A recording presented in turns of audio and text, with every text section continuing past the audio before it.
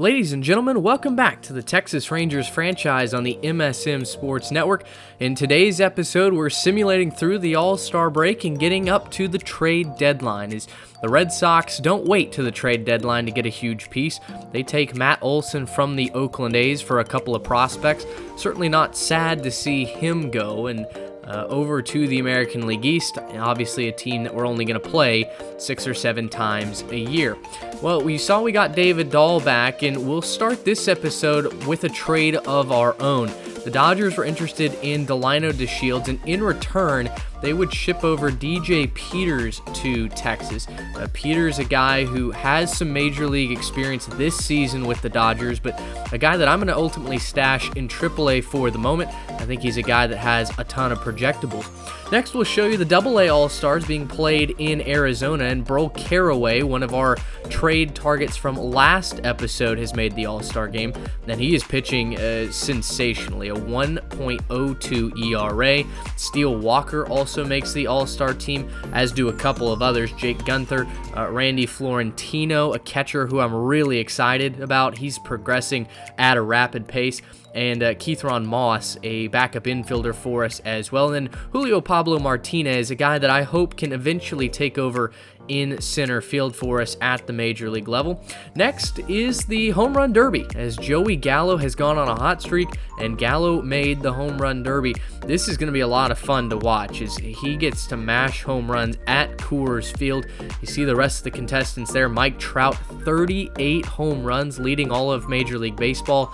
He leads Bryce Harper by 7. And this was interesting. Usually the home run derby is kind of boring because in years past it's been so incredibly easy to win. The CPU doesn't hit any home runs, and basically everything you make contact with leaves the yard. But as you look at the bracket, we match up with the 6th seed in Cody Bellinger. He hit 20 home runs in the first round, and well, that's certainly going to be a challenge to match as you see Gallo start taking some really good swings, some very, very long home runs going opposite field there.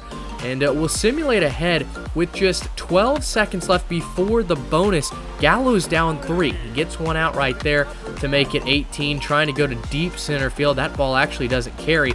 And so we get the bonus time, but we're down by 2 home runs. And Gallo out of timeouts. He's running out of gas, running out of juice, just trying to find 2 more home runs. The wind blows that one out, and on the last pitch possible, Gallo ties it at 20 with a 450-foot home run. So that would send it to a swing-off. 60 seconds on the clock, and as many home runs as you can hit in that time span. Cody Bellinger was able to get 5 out as he goes Yahtzee right there at the end. And this would be a tall order for Gallo to match. 20 home runs in that first round. You see a 487 piece as his longest. Got the first one quickly, but now Gallo's going to struggle to get the balls out of the yard. Just coming up short a couple of times, again going the opposite way there. He gets to 3, but as time winds down, his last swing would pop out, and Gallo falls to Cody Bellinger, the 6th seed in the first round. I really enjoy how difficult that was, as you see how Mike Trout beats Bellinger in the championship. Trout, the major league leader in home runs, he continues that here at Coors Field.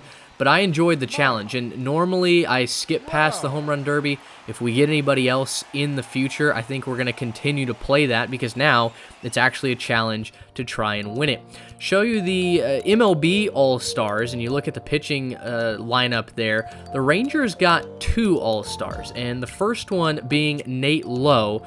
Lowe's having a phenomenal year at 286 average, 14 home runs, 45 RBIs, and not striking out a ton unless we're playing with him, basically. The other All-Star was Willie Calhoun. He makes his first All-Star game as well, a 275 average with 19 home runs, 49 RBIs. Willie is carving himself out a role on this team. The National League would win the All-Star game and secure home field advantage for the World Series, something that we're not really worried about considering we're not going to be there.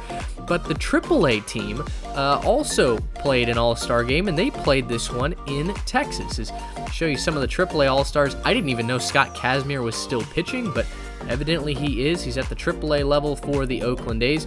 And surprisingly, we only had one All-Star at the AAA level, and he's not even a starter. Matt Watley, the 25-year-old catcher, made the All-Star game, and was, like I said, surprised that was the only All-Star we had.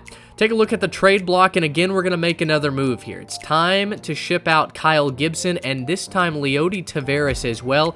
And in return, we're going to get two pitching prospects from the Nationals. Mason Denenberg, a 21-year-old right-hander from Florida, is the main piece in this trade.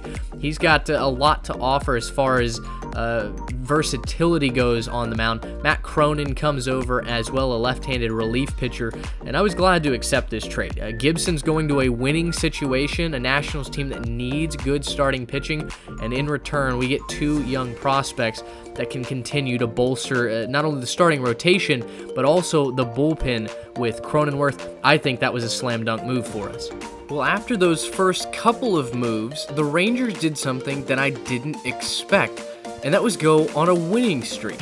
The Rangers took this series from Toronto right out of the All-Star break and then promptly swept Detroit in the Motor City to win 6 of their first 7 games. Now, we did lose the series to Houston, but they rebounded really nicely and immediately swept the Diamondbacks at home. So this brought us to the 29th, where the Rangers were 51-51. Now we're in an interesting position, and we had to make a decision on our most valuable piece, that of course being Joey Gallo. Gallo is a guy that has immense value right now. He's on a hot streak, and he's always been an excellent defender in the outfield. He won a Gold Glove in 2020, but now the offense is starting to pick up as well. Remember, just a couple of episodes ago, he was hitting down in the 180s, had under 10 home runs, and his batting average with runners in scoring position was under 140. Now, his average is up near 240. He has almost 30 home runs, 63 RBIs, and he's actually working walks at a decent clip. So Gallo has more value than maybe he ever has this entire season, and there were definitely a couple of suitors that we could have gone with. The first team was the San Diego Padres. The Padres are right there in contention for the National League West crown and seem to be a runaway favorite to get one of the wild card spots. So there's no doubt that the Padres will be playing October baseball this season. When presented a package of Joey Gallo, Drew Anderson, and Andy Ibanez, the Padres were willing to offer up a return package of Mackenzie Gore, Elliot Ashbeck, and Robert Hassell. Mackenzie Gore specifically is the crown jewel of this. Gore's the second-ranked prospect in all of baseball, according to Baseball America and BaseballReference.com. Mackenzie Gore is having a very solid season at AAA right now for the El Paso Chihuahuas. He's 3-2 with a 3.23 ERA, and Gore is a guy that has an immense level of pitchability. He's a guy that can make you miss in a number of different ways, and with 49 strikeouts, I like his upside. He does have 22 walks, which is a tad bit concerning, but the amount of room to grow that Gore has is extremely attractive. There is one small note to make, and it says he's age 20. He's actually age 22. The Ride Rosters folks just made a small error when it came to his age, so he is 22. He pitched at the University of East Carolina before being drafted by the Padres. The other main piece of this is 18-year-old Robert Hassell from Tennessee. Hassell bats left and throws left and is a really good-looking center field prospect.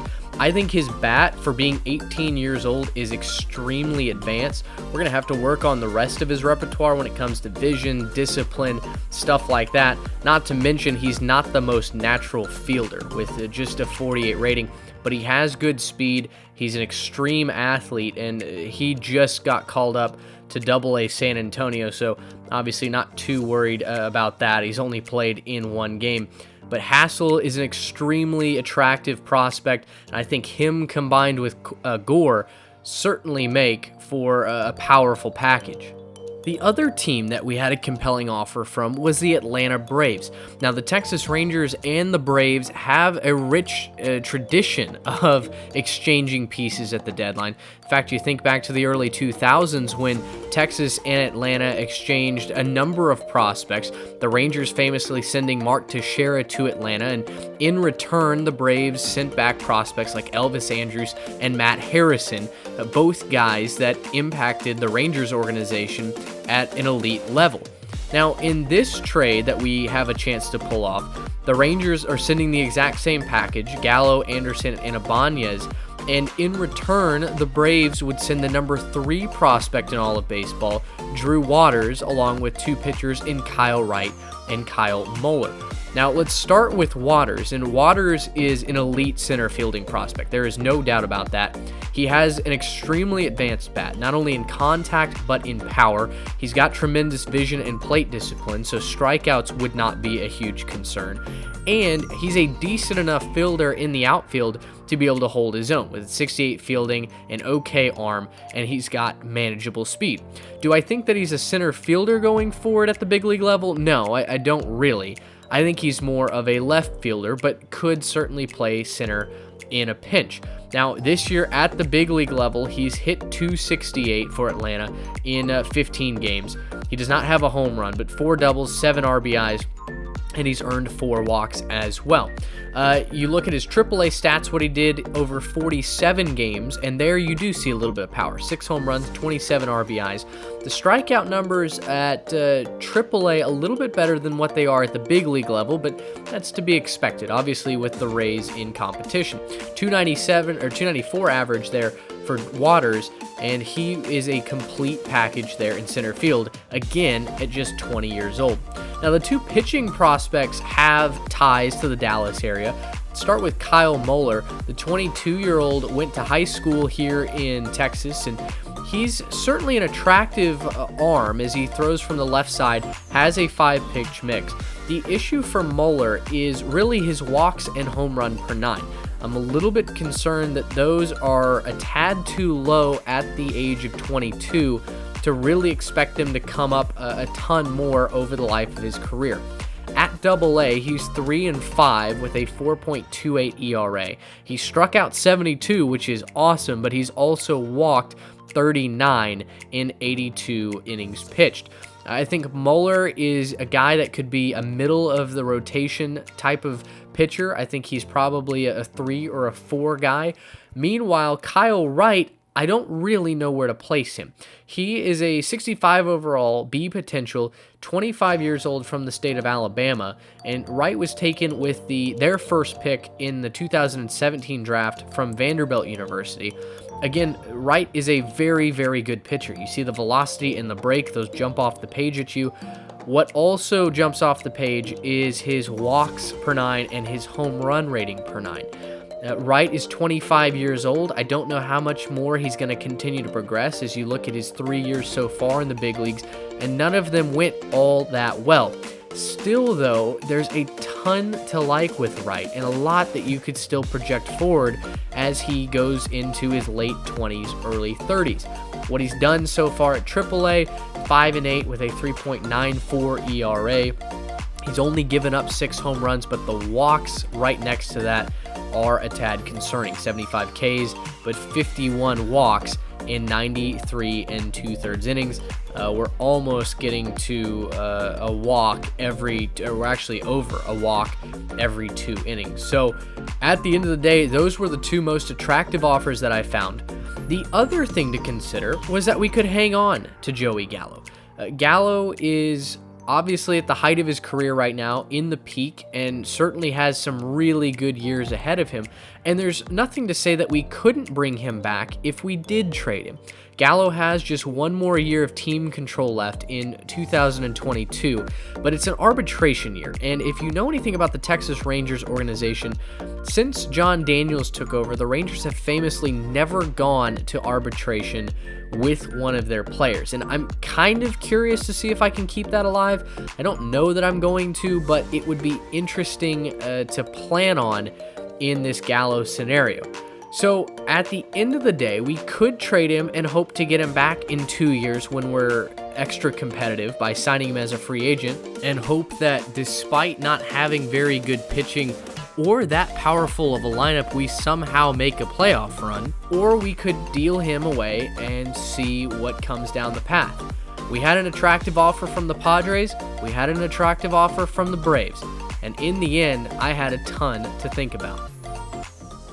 After a lot of consideration, as y'all can tell by the length of this video, a lot of research, and a lot of projection, I decided to trade Joey Gallo, Drew Anderson, and Andy Ibanez to the San Diego Padres for the second-ranked prospect in all of baseball.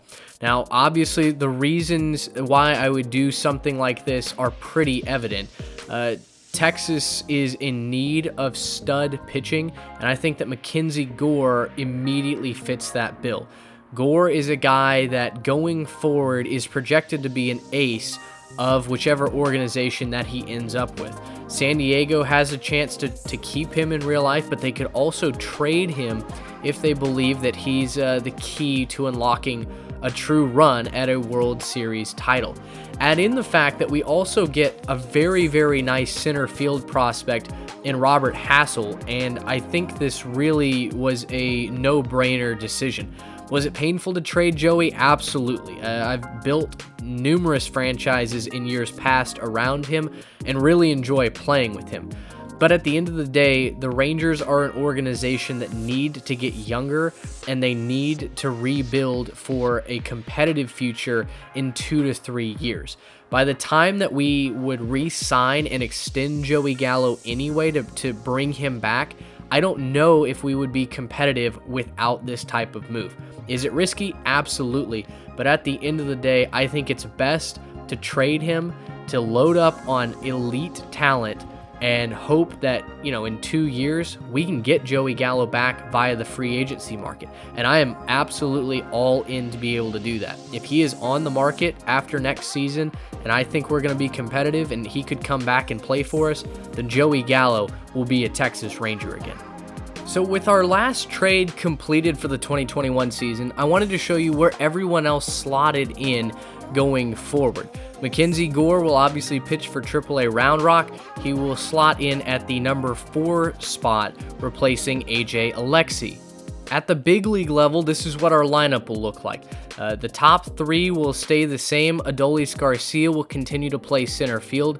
I moved Willie Calhoun up into the number 4 spot because his power numbers are tremendous. Sam Huff also hitting the ball well, so he gets a promotion up into the lineup.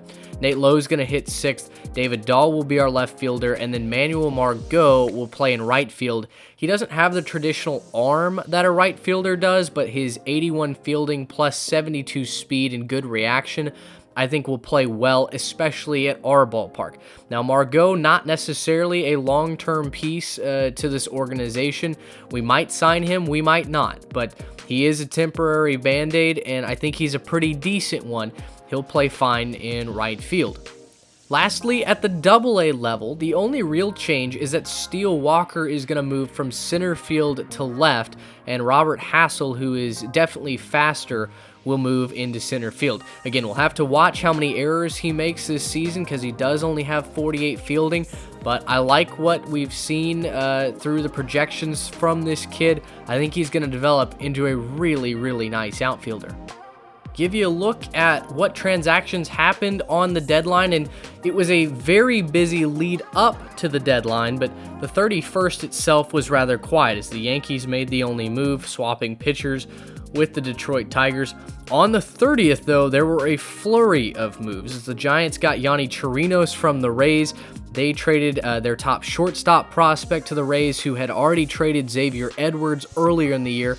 The Brewers get Trey Mancini, who obviously is a great story, coming back from cancer this year to play at the big league level. He's now on a contender, and hopefully the Brewers will make a little bit of noise so that Trey can get some fun postseason experience under his belt. The Orioles receive a pitching prospect. The Angels got better as they got Jesse Winker in the fold. they're certainly trying to make a postseason run, and they gave up a big-time prospect, a guy that I am not sorry to see leave the division, in Joe Adell. The Reds, I think, will win that trade in the long run. The Astros got Wilson Ramos, the Water Buffalo for Abraham Toro, and that's it. Those were all the moves made as the Tigers get a future infielder for a catcher who's on his last legs. And then you see what we've done and the flurry of moves that were made before the deadline. I don't know if I mentioned it in a previous episode somewhere in here. Let me see if I can find it. Obviously, Austin Meadows got dealt to the Braves, but somewhere in here, Tyler Glasnow, there it is, got dealt to the Twins for Brandon Waddell and Jimmy Kerrigan. Tyler Glasnow, I'll be honest, is a guy that I'm looking to acquire sometime down the road. So we'll see if that happens. We'll see if it doesn't, but he's a Minnesota Twin in 2021. Well, the Rangers are 52-52 on August 1st. That's good for second in the division, but we are 12.5 games back. We're 1 game up on the Detroit Tigers, who are going for their first postseason berth since the 2011 season, when the Rangers ended their World Series run in the American League Championship Series. My plan for the rest of year 1 is basically to play probably just 1, maybe 2 games here in August and 1 game in September. Those will be showcasing the prospects, the guys that we add to the roster, and we'll be focusing on youth and development going forward. It's going to be a busy end of this season, and I can't wait to get into the offseason before we start year 2 of this franchise. We've laid the groundwork. Now it's all about finding the right pieces at the right time and creating Texas into a World Series contender. Well, that'll do it for episode 9. Thank you guys so much for watching. Leave a like and a comment if you've made it this far in the video. I truly do appreciate the feedback. Until next time, so long, everybody.